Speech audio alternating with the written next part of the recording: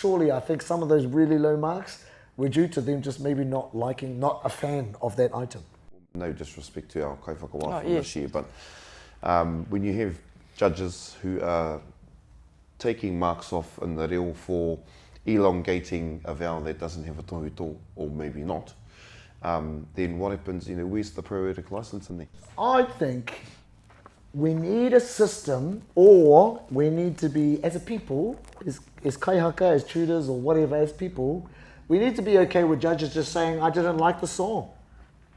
And maybe as judges they're going, shit, how do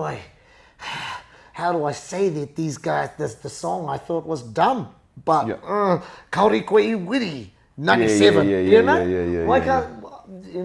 and I'm not saying, I'm not putting words in these judges' mouths, but I look at some of the judging, and there's some low marks for a lot of these judges. Now, one could say they were really harsh,